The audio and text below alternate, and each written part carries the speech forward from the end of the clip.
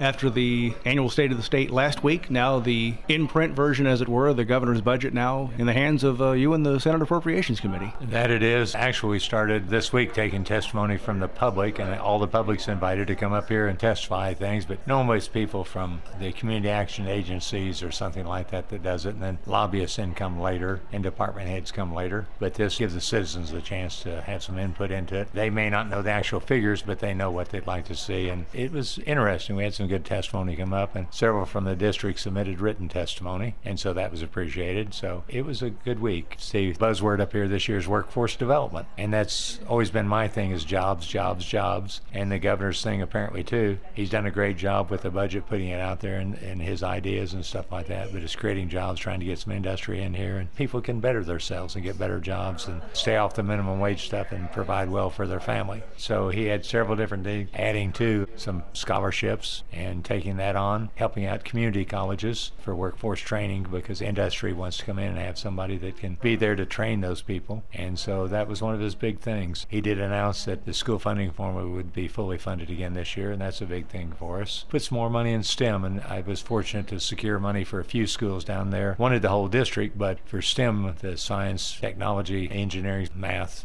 and so that's been a big thing about it. We did that through the University of Missouri-Rolla, S&T as it's called now. That's been a big thing, and he decided to fund that some more. We got some last year, and so that was a welcome sight for me. And then working on different projects. I think it's an excellent budget. Some of the things that kind of caught my attention, he's also, one of the things is infrastructure, and that's always been a thing of mine, and last year got it passed where co-ops could do broadband if they so choose to do so. And he's putting a little bit of money, not a fortune that's going to do much, but hopefully there's some federal money comes along, we can have some matches then that can do that. So he's recognizing that. One of his big things too was bridge funding, with the sales tax, gas tax being defeated at the poll. He's looking for other alternatives, and one of his alternatives was to have a bonding issue. And we're one of 10 states that has AAA rating, which means if we have to borrow money, we can borrow it cheaper. It means our finances are in good shape. And he's proposing a $350 million bond issue that's going to take care of around 250, 300 bridges. He does want to build a new bridge across the Mississippi or Missouri, but he wants to go to the rural areas and take care of those bridges that have weight limits and can't handle the weight that goes over them now. Some of them are washed out, and some of them are just, there's that many declared dangerous. Being